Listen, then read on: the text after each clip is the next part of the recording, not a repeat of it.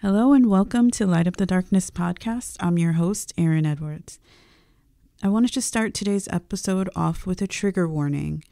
I will be talking about suicide and suicide ideation. It's a tough subject matter, but we're here to talk about it and light up the darkness.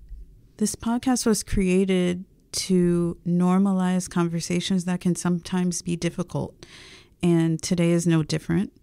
This podcast was also created in memory of and to honor my sister who died by suicide. So while this conversation was and is difficult for me to have, I know it's very necessary. So let's get into the show.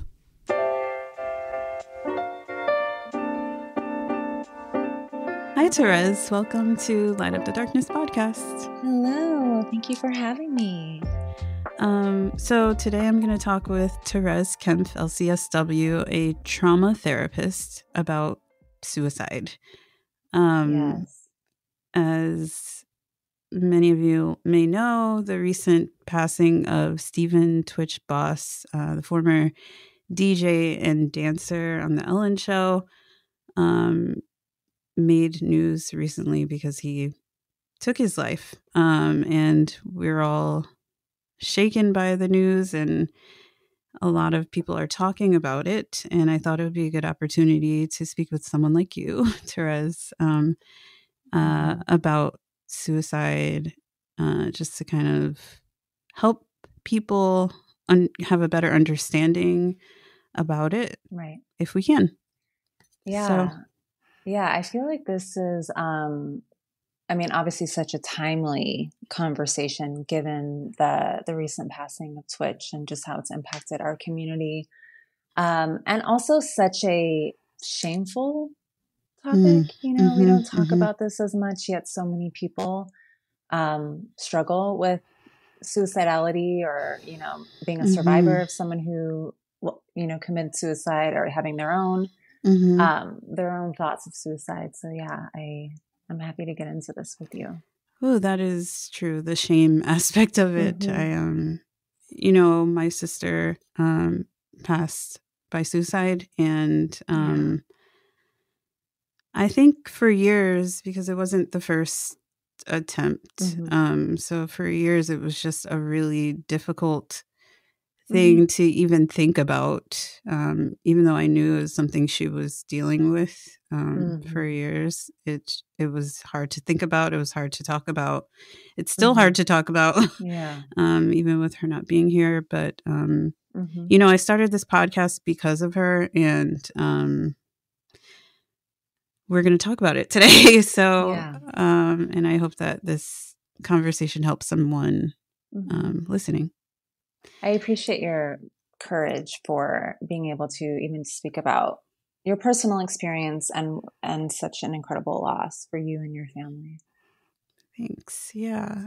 We're not the only people like this. There, since hearing of Twitch's death, people I know personally and others have opened up about their own family members, their own personal experiences with suicide. And same. So it's it affects so many more people than we think. And I think we just really got to get into it. So why don't we start with I guess why one of the biggest questions that I've seen and talked to others about is why would someone do this? Like what is the reason? No one understands. Well, you don't understand unless you're there or you're the person. So what are some answers to that question? I know it's probably nuanced. I think it's incredibly nuanced. And just even you and I talking before we started this podcast about even just conversations you had with your sister about about those thoughts and the reasons behind it. I mean, I think from my experience as a trauma therapist,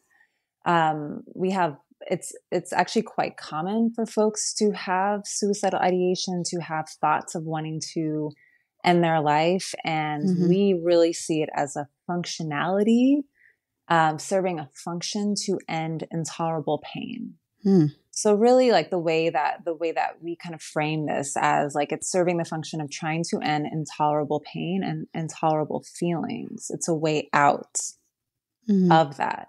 And you know, most thoughts and feelings are fleeting to an extent.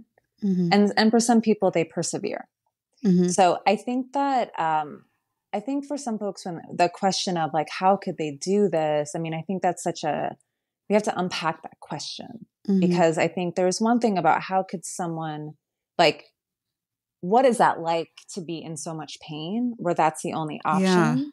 Yeah. And then also like, what is that like to be a survivor of someone who lost their life, you know, a loved one who committed suicide. Right. And I think that complicated grief process is really, really difficult and unique.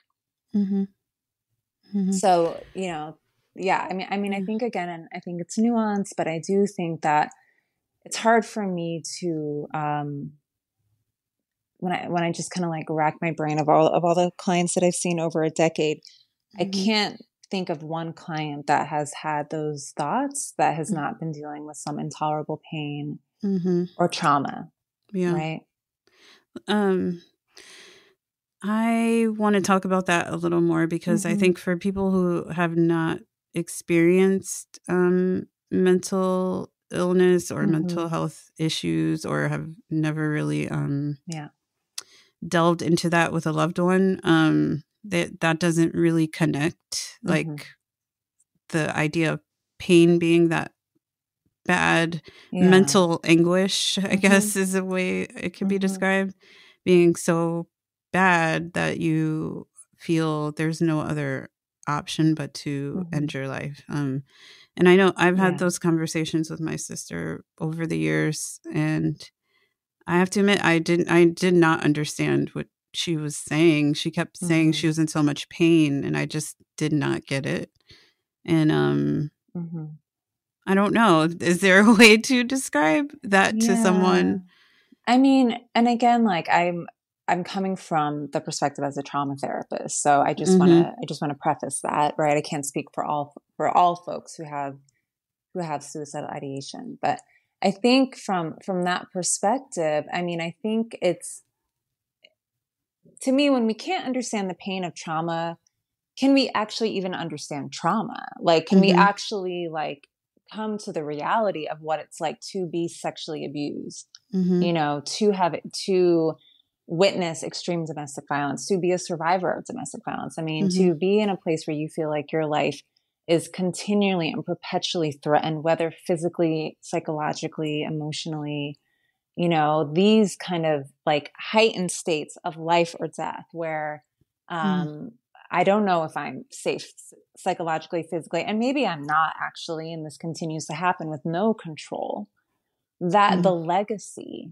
of trauma leads us with a lot of unresolved pain in the body, you know, body memories of what happened to us, intrusive memories, intrusive images, feelings of deep despair, feelings of deep shame, confusion, mixed with longing at times. I mean, this is like complex grief we're talking about too. Yeah. Right. So a lot of that pain that folks are trying to end is the suffering, right? Like, I'm tired of getting 2 hours of sleep every single night. I am tired of like living like this. I'm tired of feeling like I can't go outside. I'm tired of feeling so scared. I'm tired of feeling so deeply ashamed. You know, that is a lot of the pain that folks talk about. So if you actually like go into the suicidal ideation, the suicidality, and you actually unpack that, what starts to kind of come up as we unpack the threads is wanting to end the intolerable feelings.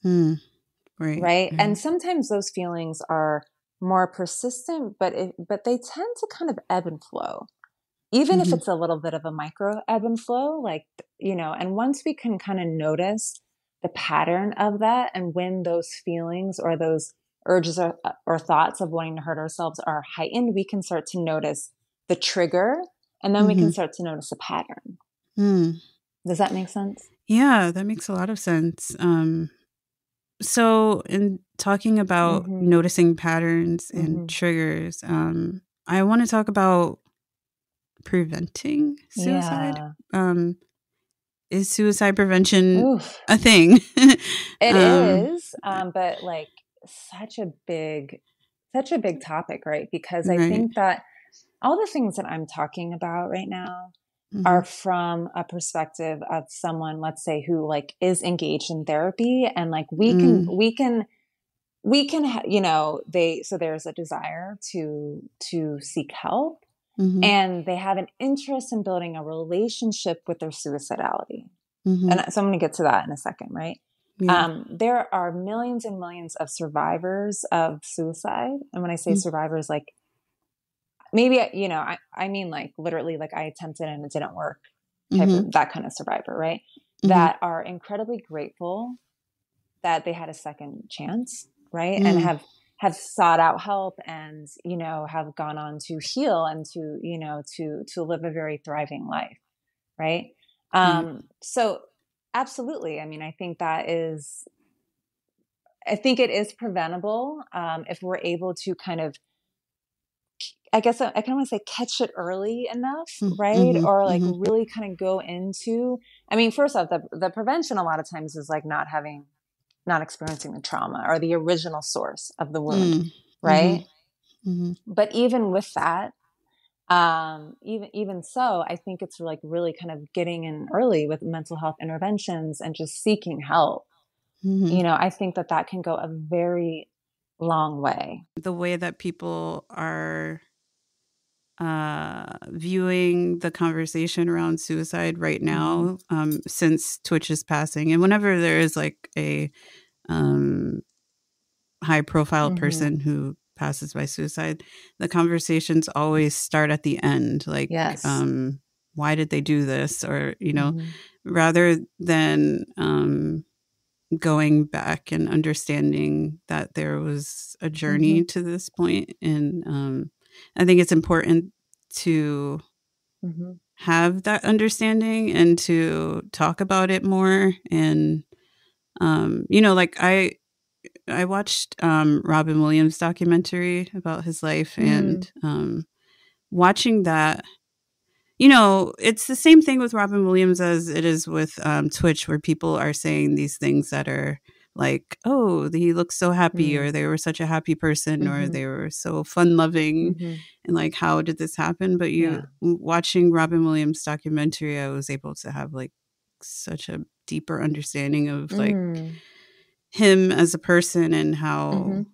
he got to that point, you know? Yeah. I mean, I really, really appreciate what you're saying, because I think you're absolutely right. And that's why it's hard, like as a therapist and just like as a person, you know, in the world, to be like, yes, this is like, if you're on the edge, this is the one thing you know, I mean, it is a progression as with anything, right? So, I mean, it's not like someone is born thinking this, or even it just happens overnight. It's not an overnight thing. Yeah, you know. So I think from a therapist perspective, it's like, you know, it's hard to answer the question of like, how can we prevent? I think for us, it's the wrong question of like, how can we prevent this, and more about like, where can we intervene? You know, how can we normalize like people talking about mental health before it gets to the very edge, right? Like, where can we like intervene earlier? How can people seek help earlier? You know, like, you don't have to only have suicidal ideation to be in therapy. I mean, like, there's many, you know what I mean? Like, it's like, how can we start earlier with this? With the idea, not just for the idea of preventing suicide, but because again, like, if you think about it, like one school of thought is that like a suicide is like the end of a long journey of lots and lots of despair and pain. So how can what can we do earlier so people aren't suffering for so long, you know, in the way that they are? Totally. Yeah. And that's like one of the things that I am so passionate about is, talking. The reason that I want to talk about mental health so much is really because of that. So like people don't ignore things and like push them down for decades in the way that many folks have, the way my sister did, and that they can get in there, intervene, early, and understand that.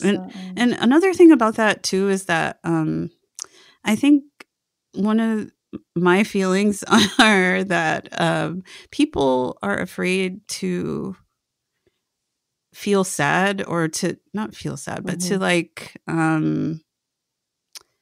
to address the fact that they might have feelings that are not good. Yes.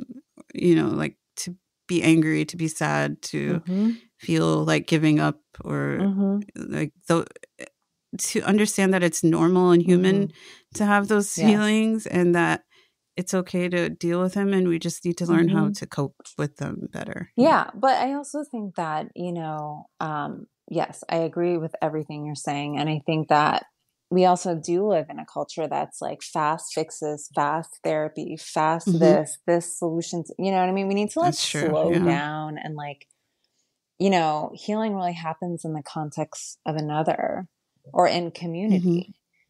Right. So, I mean, I think that like there's the coping skills that you can do, like the self-regulation coping skills, like as we talked about, like breath, movement, and touch, and the other kinds of things that you can do to just like expand your window of tolerance and be able to kind of like get through the day with maybe a little bit more ease. Right. And then there's like the whole co-regulation aspect that really comes from being seen and bearing witness and holding space. I mean, because if you think about it, most people's deepest wounds happen in the context of another person. I mean, that's like the interpersonal, right? Whether it's like, abandonment or like abuse or violence, it's happening, unless it's like a natural disaster or a mass trauma, a collective trauma. A lot of it is happening on the interpersonal level, which is why the power of therapy or collective healing can feel so rejuvenating, more so than on your own, which is why like calling someone or talking to someone or being in space with someone and not alone is really kind of the first step. Yeah. Yeah, because, in this conversation that we're all having, many folks are suggesting, check on your strong friends, and like, that's a common theme on social media, or,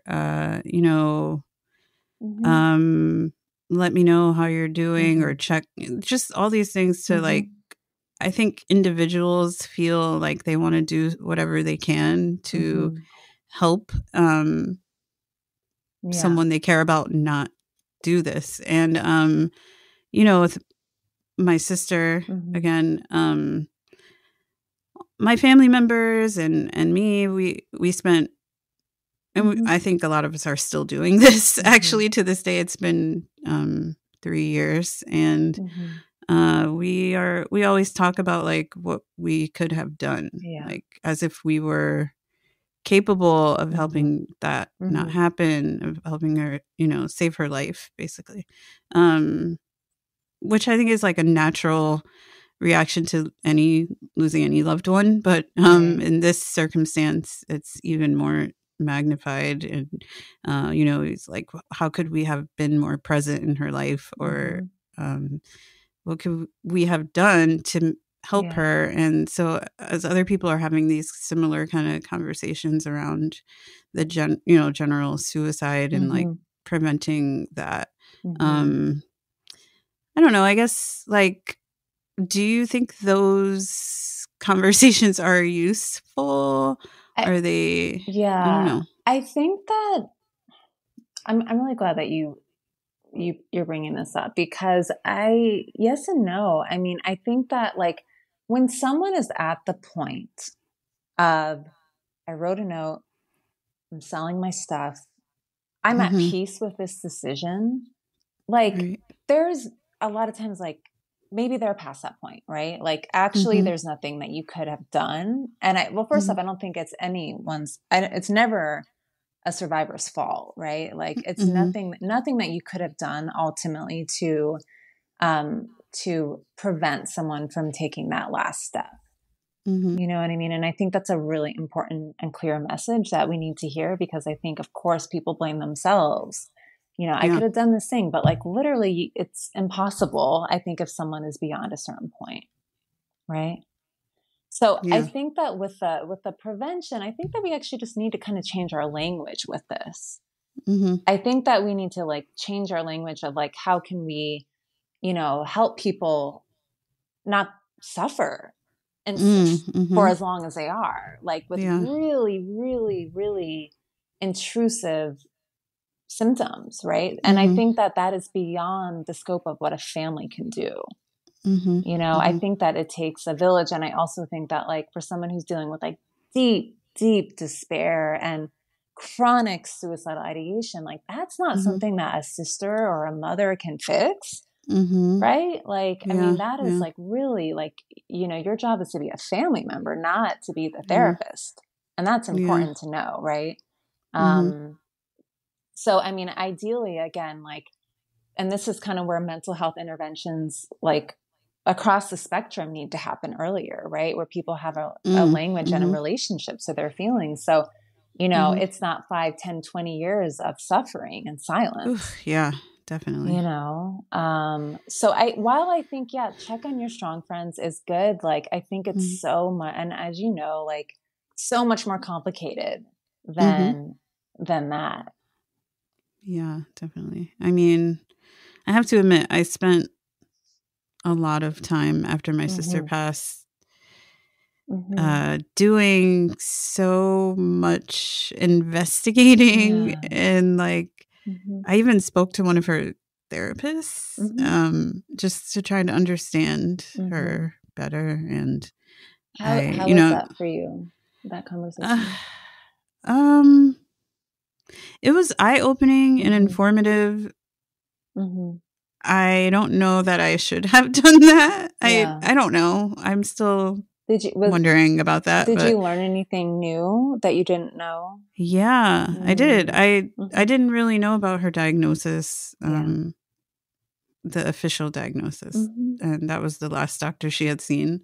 And I know she had been struggling with like feeling like she was misdiagnosed for many years. And like I've talked about on the show for many times, in the Black community, mental health, talking about trauma, not something that was very popular, especially for my sister's generation. She was a bit older than me. And so she didn't come to terms with a lot of what was happening with her for decades. So it was a lot of untreated trauma. Right. Yeah. Right. And I think that like there's been such a shift in the culture just in the past couple of years about like naming trauma, understanding the legacy of intergenerational trauma, epigenetics, as well as just like what suffering, kind of like what suffering looks like, and different kind of more body-based treatments and ways to kind of like heal the nervous system and other things to deal with some of that difficulty tolerating feelings and dysregulation. I think there's also another part of suicidality that I think is a little misunderstood. And this is around like the impulsivity aspect of it. And one, Janina Fisher invented this treatment called trauma-informed stabilization treatment that she used to work with folks that had like severe self-destructive behaviors, like who had been like hospitalized for many, many, many years, like young folks. And she really does a lot of parts work with them, which is really helping folks understand like there is a part of you that wants to end your life. And then there's another part of you that is scared, and another part of you that is really sad, and just trying to understand that, like, there's a part of you that wants to just be, I'm done with this, I'm over it, I'm taking my life. And there's another part of you that doesn't actually want that. And that is, that's kind of this idea of like building a relationship with your suicidality, where you can understand, like, this is serving a function of trying to end this pain, or take action, or not be hurt again, or not get too close, because then I might die if I do get too close and this person leaves me, So it's kind of about like trying to understand that maybe there is a part of you that wants this, and maybe there's a part of you that doesn't. Right. But I feel like in general, in mental health treatment, like, we're not getting in and asking those questions, because even I think mental health professionals are still afraid of suicidal ideation. I mean, we are taught in school, like, someone says they want to hurt themselves, you ask them if they have a plan, they say yes, they're gone to the hospital. You call 911, right? Instead of like sitting with someone being like, tell me about that. Like, what's going on for you? You know what I mean? And I think that if we could normalize that these feelings are not, you're not crazy, like, let's talk about it. Let's talk about the function of this for you.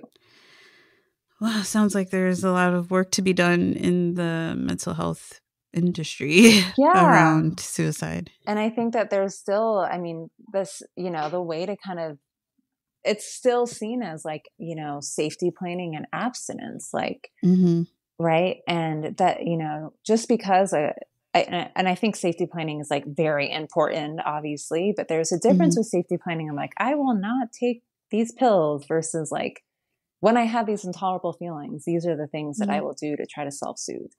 Yeah. I remember a conversation I had with my sister after I read there was a blog post written by someone who dealt with suicide ideation frequently, and she had developed this, I guess, safety plan. I didn't know that's what it was called. And I suggested it to my sister. It was like creating a kind of like a box of things that you can look at and remember. Remember another part of yourself, I guess, like the part of yourself that wants to live. And I don't know if she actually did it. I think she was interested in it. And anyway, you saying that made me think of that. I mean, I think it's, I mean, this is not, we had a client, at the clinic years back who, and this is not suicidal ideation, I just want to clarify that, but who dealt with extreme coping, involving cutting and other things. And part of their safety plan was actually like, okay, if I'm going to have this trigger, if I'm going to have a trigger, and then the coping that I'm going to do to alleviate the psychological pain associated with the trigger is cutting, how can I engage in this behavior, but in a safer way? Right. Which, I think that for us as supervisors, we're like, this is brilliant, this safety plan, because it was so detailed, right? About like, I'm going to do this, but I'm not going to do this in a way that's going to end my life, that's going to make me have to go to the hospital, and I think for other folks that were reading it, they were kind of like alarmed, but the reality is that like we can't just be like, you can never have these thoughts, you can never have these urges, because, I don't want to hear about it. Abstinence, when reality is that people are going to have these thoughts and they are going to have these urges. And what do we do with it? Right. And it's like trying to tell people, don't feel like this. Don't think this. This is bad. If you think about this, it's not helping them. You know what I mean? It's just like, it's like saying, I'm uncomfortable with this. So like, therefore you need to just not feel like this, or not tell me that you feel like this. Yeah. Oh, it's tough. Yeah. Okay. So we're going to take a little break here and pause for a mindful moment.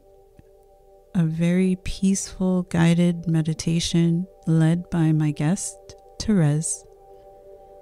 Thank you for listening, and stay tuned for part 2 of this conversation, where we get more into resources and prevention methods. Thank you. As we settle into our meditation, allow yourself to get comfortable in your chair, on your couch, on the floor, or on the bed.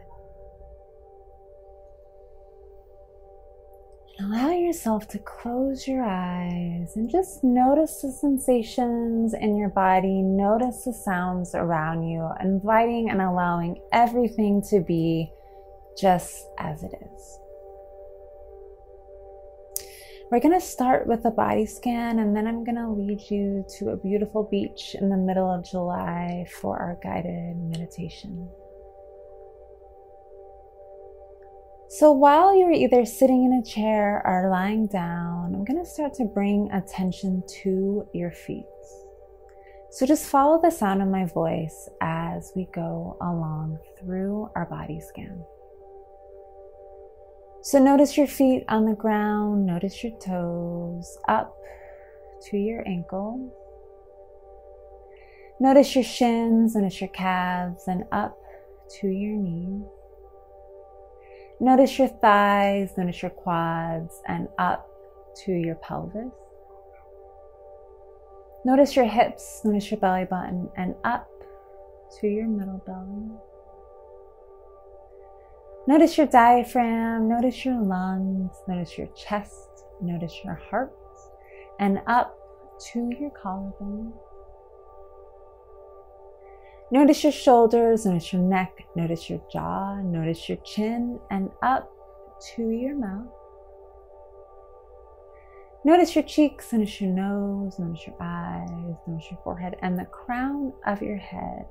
And down your left ear to your left shoulder, down to your left elbow, and down to your pinky and your thumb. Back up to the crown of your head and down your right ear to your right shoulder, down to your right elbow, and down to your pinky and your thumb. Back up to the crown of your head and down the back of your neck, one vertebrae at a time, down your upper back, your middle back, your lower back, and down to the bottom of the floor. Notice the parts of your body that are tight and tense. Notice the parts that are expansive and full. And notice the parts that are heavy and sad. Allow yourself to have a little bit of movement to see if any of the energy shifts, and just allowing whatever to be as it is.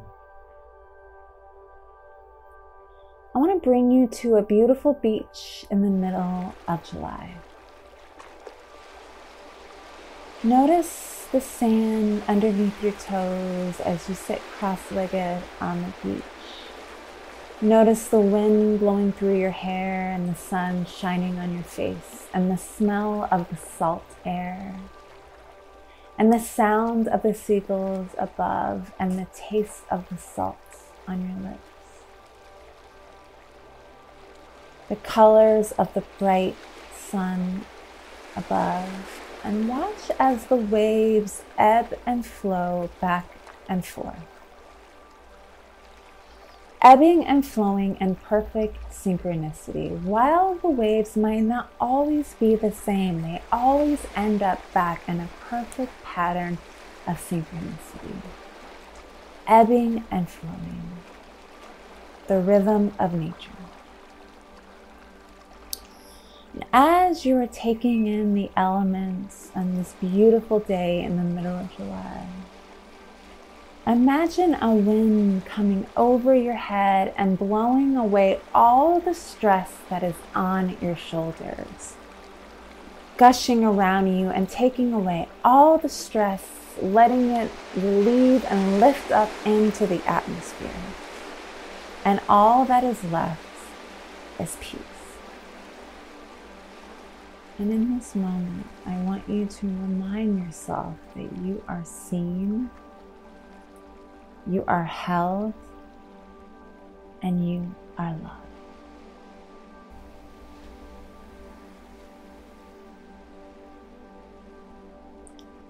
yourself to settle into that imagery of peace and serenity, joy and excitement. And the felt sense of creating that ease within your body and within your imagination. Noticing that just by imagining and tapping into that feeling, the energy that you feel at the moment has shifted from when we started. Allowing yourself to take that in fully, completely.